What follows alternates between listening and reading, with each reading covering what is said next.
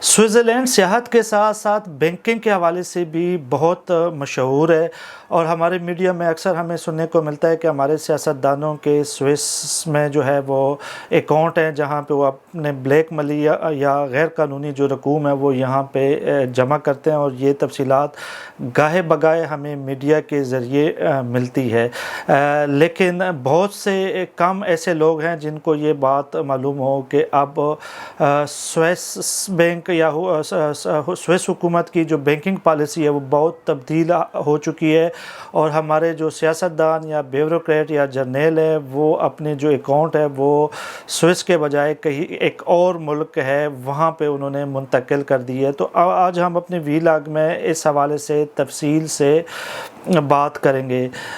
جیسے سب کو معلوم ہے کہ سوئٹزرلینڈ ایک ایسا ملک ہے جہاں پر بینکنگ سیکٹر اور سیاحت دو ایسے شعبے ہیں جن کی وجہ سے ان کی اکانومی چلتی ہے،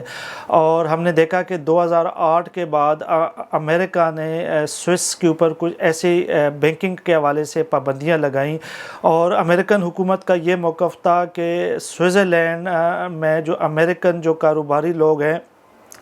یا سیاستدان ہیں وہ اپنی بلیک منی ان کے اکاؤنٹ میں جو ہے وہ جمع کرتے ہیں، اور یہ جو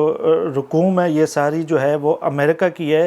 تو ہمیں ڈیٹیل ان بینکوں کے حوالے سے ڈیٹیل فراہم کی جائے۔ 2010 میں ہم نے دیکھا کہ تقریباً جو سوئس حکومت مجبور ہوئے اور ان کے اوپر جو ان کے بینکنگ سیکٹر پہ جو پابندیاں لگی تھی اس حوالے سے 2010 میں انہوں نے کوئی 2000 امریکن شہریوں کی تفصیلات امریکہ کو فراہم کی،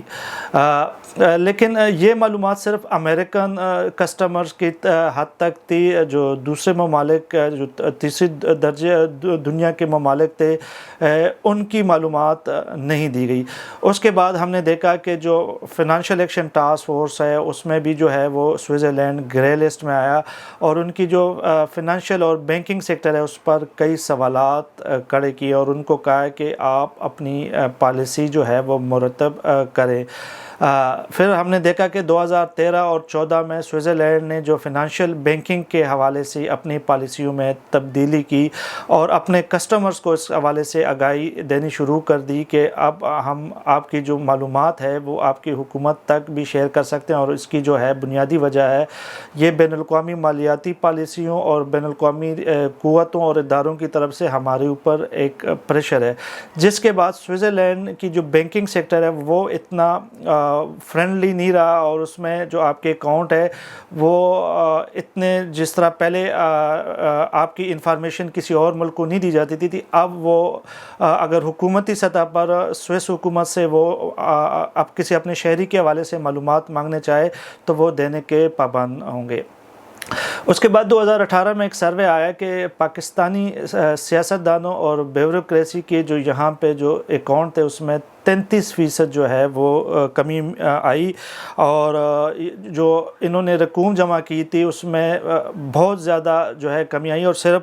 744 ملین جو فرانک تھے وہ رہ گئے تھے۔ پھر اس کے بعد ہم نے دیکھا کہ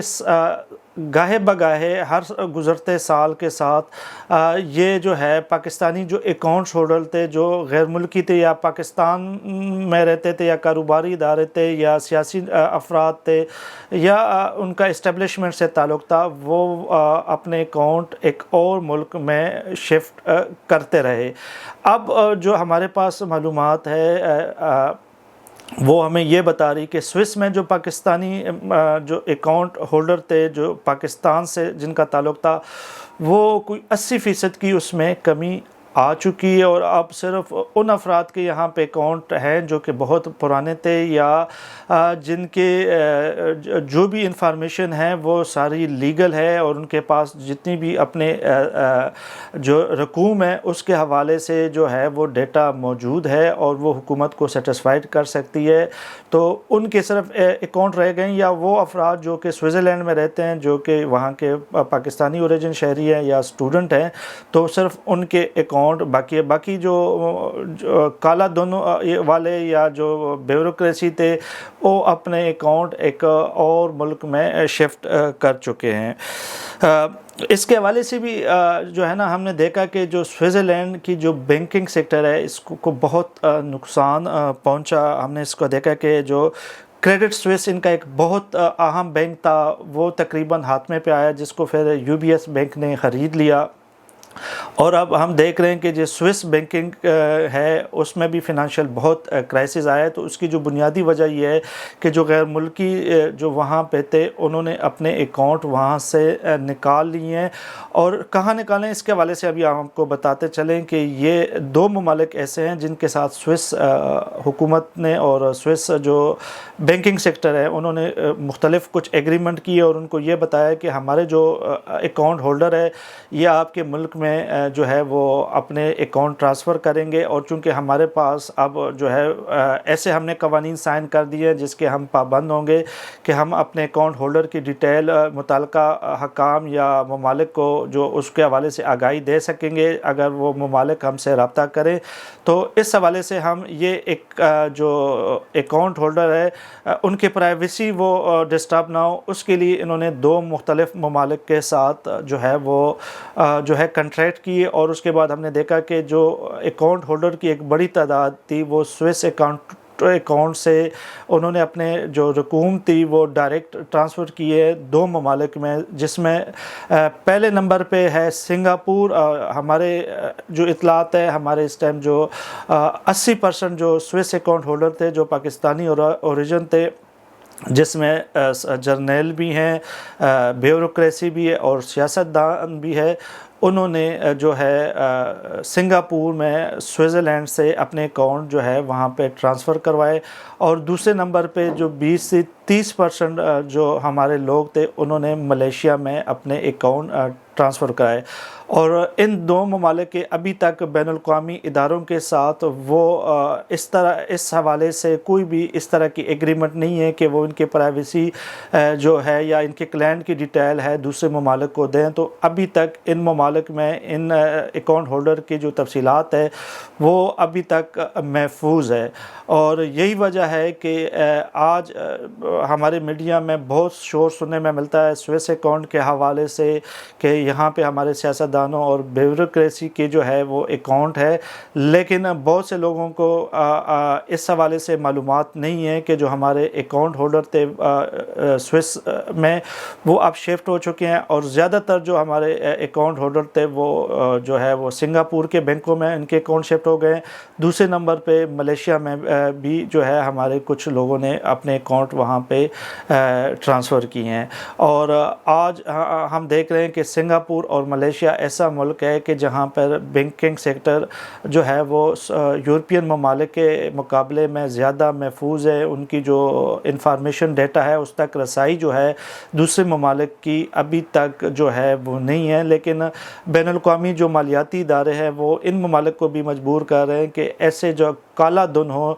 جو کہ غریب یا متوسط ممالک سے جو ہے وہ چوری کر کے لا کے یہاں پہ اکاؤنٹ کھلوا کے یہاں پہ وہ کالا دھن جمع کیا ہو، تو اس حوالے سے جو ہے وہ کسی ایگریمنٹ پہ سائن کرے، لیکن ابھی تک کے جو اطلاعات کے مطابق سنگاپور اور ملیشیا نے کوئی بھی ایسے بین الاقوامی مالیاتی جو معاہدہ ہے اس کے اوپر دستخط نہیں کیا، تو اس لیے یہ پابند نہیں ہے کہ وہ جو دستاویزات ہے یا بینکنگ کے حوالے سے جو انفارمیشن ہے وہ شیئر کریں۔ اب آتے ہیں کہ ان بینکنگ میں زیادہ تر جو پیسہ ہے وہ کن لوگوں کا، ہمیں جو زیادہ سننے کو ملتا ہے کہ سیاستدان کرپٹ ہے اور سیاستدانوں کے یہاں پہ بہت زیادہ سوئس میں اکاؤنٹ ہے۔ تو جو ہماری اطلاعات ہے اور جو ہمارے تک انفارمیشن ہے اس میں یہ ہے کہ سب سے زیادہ جو پیسہ ہے یہاں پہ وہ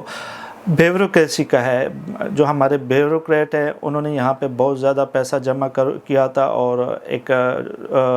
جو سوئس میں جو ان کے اکاؤنٹ تھے اب جو ملیشیا اور سنگاپور میں ان کے اکاؤنٹ ہے، تو سب سے زیادہ جو پہلے نمبر پہ ہمارے بیوروکریسی ہے، دوسرے نمبر پہ جو ہے ہمارے فوجی اسٹیبلشمنٹ جو ریٹائرڈ جرنیل یا ان کے فیملی کے افراد کے جو ہے ان کے جو ہے وہ بہت زیادہ ڈیٹیل ہے۔ پچھلے سال بھی ایک جو ہے سوئس کے حوالے سے جو ہے بینکنگ کے حوالے سے ایک لیکس آئی تھی، عمر چیمہ ترجمہ نے یہ سٹوری کی تھی، اور اس میں انہوں نے جنرل اختر عبدالرحمن اور ان کے بیٹوں کا واضح طور پہ ذکر کیا تھا، اور ان کے اکاؤنٹ کے تفصیلات کے حوالے سے بھی بات کی تھی۔ ہمارے سیاستدانوں کی بھی سابقہ صدور یا وزیر اعظم کی بھی یہاں پہ اکاؤنٹ تھے، لیکن اس میں جو رکھی گئی رقوم تھی وہ اتنی نہیں تھی جتنی کہ اس رقم کی اتنی اماؤنٹ نہیں تھی جتنی اماؤنٹ بیوروکریسی یا ہمارے جرنیلوں کے اکاؤنٹس میں یا ان کے فیملی کے اکاؤنٹس میں موجود تھی۔ تو یہ وہ تفصیلات تھی جس سے ہم نے آپ کو آگاہ کیا۔ بہت سے لوگ ابھی بھی سوئس بینکنگ کے حوالے سے مغالطے میں ہوتے ہیں، ان کو اس حوالے سے انفارمیشن نہیں ہے، اور جو ہمارے اکاؤنٹ ہولڈر ہیں اس ٹائم زیادہ تر جو ہے وہ اس ٹائم سنگاپور میں، اور دوسرے نمبر پہ انہوں نے ملیشیا میں اپنے اکاؤنٹ جو ہے وہ ٹرانسفر کی ہے۔ اور یہ آج کی اندر کی خبر تھی، یہ ہم نے آج آپ سے شیئر کی ہے۔ بہت بہت شکریہ۔